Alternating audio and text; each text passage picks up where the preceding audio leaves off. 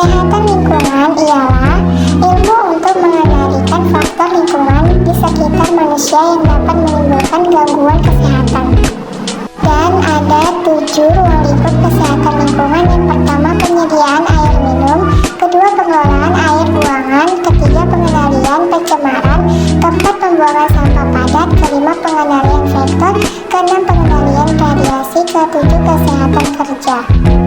Dan ada 4 peranan lingkungan dalam menimbulkan gangguan kesehatan. Yang pertama, faktor predisposisi. Kedua, faktor penyebab penyakit. Ketiga, media transmisi penyakit. Keempat, faktor yang mempengaruhi perjalanan penyakit. Apakah ada yang sudah tahu ciri-ciri lingkungan sehat dan lingkungan tidak sehat itu seperti apa? Ada 3 ciri lingkungan sehat. Yang pertama, udara bersih dan sehat. Yang kedua, tidak ada sampah berserakan. Yang ketiga, banyak tumbuhan hijau yang subur. Dan ada juga ciri-ciri lingkungan tidak sehat. Yang pertama, banyak sampah yang bertebaran. Yang kedua, udara kotor karena banyak sampah. Yang ketiga, sumber air tidak bersih. Ada yang tahu tidak akibat yang terjadi bila tidak menjaga kebersihan lingkungan? Kira-kira ada apa aja ya? Yang pertama, ada lingkungan yang tidak sedap dipandang.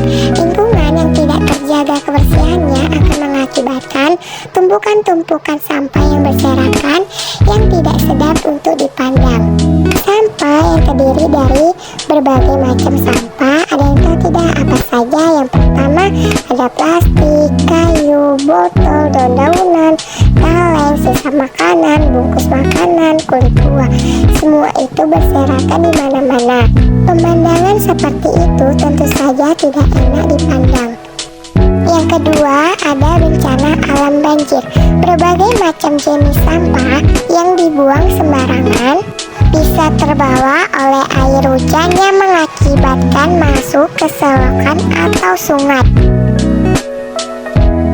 Malahan ada juga loh orang-orang yang dengan sengajanya membuang kantongan yang berisi sampah ke selokan atau sungai.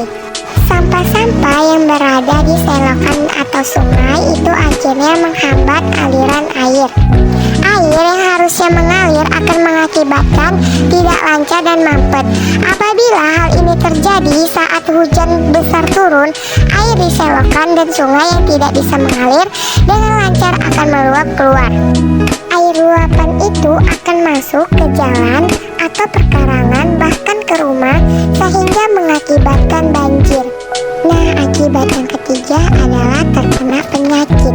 Akibat dari lingkungan yang kotor, bahwa lingkungan yang kotor bisa menyebabkan berbagai penyakit seperti diare, batuk, asma atau sesak napas, kanker, tipes, keracunan, cacingan, serta penyakit kulit seperti gatal-gatal dan sebagainya. Kita semua harus menjaga lingkungan di sekitar kita agar tetap bersih, karena jikalau lingkungan kita kotor akan membuat kita mudah sakit. Kita dapat melakukan dengan membuang sampah pada tempatnya, menyiram tanaman yang ada di halaman rumah kita, mencuci piring setelah makan, membersihkan rumah, atau kerja bakti seluruh masyarakat agar lingkungan kita